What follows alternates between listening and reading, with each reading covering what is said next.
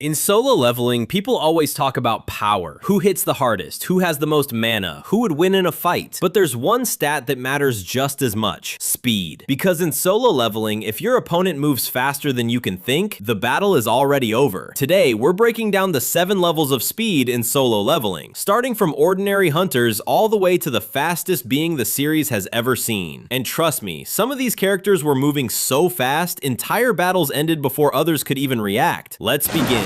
Level 1. Ordinary Hunters. At the lowest level are regular awakened humans. These are E rank and D rank hunters, people with some enhanced physical ability but nothing compared to the elites. Yes, they're stronger and faster than average humans. They can react to goblins, wolves, and lower dungeon monsters. They can dodge predictable attacks, and compared to civilians, they seem impressive. But once stronger enemies appear, their limits become obvious. Many lower ranked hunters panic under pressure. Their movements slow down, their reactions fail, and in dangerous dungeons, hesitation means death. This is why low-rank hunters often work in groups, because individually, their speed simply isn't enough. Level 2. Skilled mid-tier hunters. Next are B-rank and A-rank hunters. Now we enter true superhuman territory. These hunters can rush enemies before normal people even understand what happened. Their reflexes are sharper, their footwork is cleaner, their bodies can accelerate instantly. An A-rank assassin or fighter could eliminate dozens of weaker monsters in seconds. They can dodge surprise attacks, reposition constantly, and maintain pressure during battle. To civilians, they would look almost invisible, but in the solo leveling world, this level is respected, not feared, because there are hunters far beyond them. Level 3. S-rank hunters. This is where speed becomes terrifying. S-rank hunters are monsters among humans. They exist on an entirely different scale from everyone below them. Hunters like Hae-In, Baek-Yoon-ho, and Goto Ryuji possess movement speed and reaction time that make lower ranks irrelevant. Hae-In could close distance instantly and cut targets down before they recovered. Goto Ryuji was known for overwhelming aggression and rapid attacks. Baek-Yoon-ho combined beast-like instincts with explosive movement. During large-scale raids, S-ranks were the only ones who could respond to top-tier threats. When they moved, battles changed instantly, and to most hunters, an S-rank might as well be teleporting. But even among S-ranks, there was a day when everyone realized they were still prey. Level 4. Beru, the Ant King. Then came Beru. The Ant King's speed was one of the most shocking moments in the entire series. During the Jeju Island raid, elite Japanese and Korean S-rank hunters entered expecting a brutal fight. Instead, Beru turned it into a massacre. He crossed distances instantly. He struck before anyone could guard. He hunted targets one by one with terrifying precision. Experienced S-rank hunters who had survived countless battles suddenly looked helpless. Some couldn't even understand how they were losing. That's what made Beru so dangerous. It wasn't just power, it was speed mixed with intelligence. He chose targets quickly, adapted mid-fight, and never gave opponents time to recover. The fear surrounding Beru came from one truth: if he decided to attack you, you probably wouldn't get a second chance. Level 5. Sung Jinwoo. After Jeju Island, after defeating Beru, Sung Jinwoo absorbed even more strength and continued leveling up. And once Jinwoo gains speed, he becomes terrifying. Unlike others, Jinwoo constantly grows stronger after every major battle. His agility, reflexes, and perception kept evolving. Soon, enemies couldn't track him. He could vanish from sight, appear behind targets, and chain attacks before they reacted. What makes Jinwoo unique is that his speed isn't reckless. It's efficient. Every step has purpose. Every movement creates pressure. He knows exactly when to dodge, when to close distance, and when to strike. Against many opponents, the fight ended before they landed a single meaningful hit. At this point in the story, Jinwoo wasn't just catching up to the strongest, he was passing them. Level 6. Monarch level speed. Then the true rulers entered the battlefield, the Monarchs. These beings weren't simply strong monsters, they were ancient forces of destruction, and their combat speed reflected that. The Beast Monarch attacked with savage bursts of movement that overwhelmed defenses. The Frost Monarch combined deadly reactions with lethal precision. The Dragon Monarch radiated overwhelming dominance where every motion carried disaster. When Monarchs fought Jinwoo, exchanges happened so quickly that normal hunters wouldn't even perceive them. Entire clashes took place in moments. One opening, one mistake, one strike. That was enough. This is the point where speed leaves the human scale entirely. Even S-rank hunters who once seemed unbeatable became irrelevant spectators. They could not assist. They could not interfere. They could barely survive being nearby.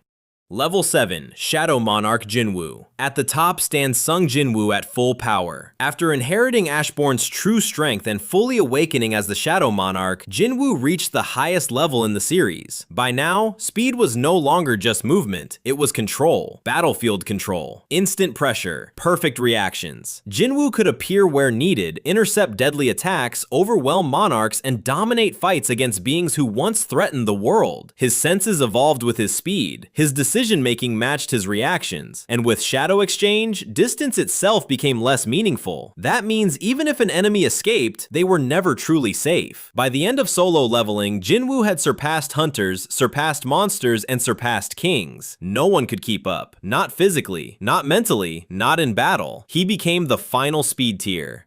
Honorable mentions. There are still other characters worth mentioning. Igris, one of Jinwoo's most loyal shadows, displayed elite combat speed and precision. Bellion, as one of the highest-ranking shadow soldiers, also belongs near the top tiers. Hae-In deserves credit as one of the fastest human hunters in the series. And Beru, after becoming a shadow, only became even more dangerous.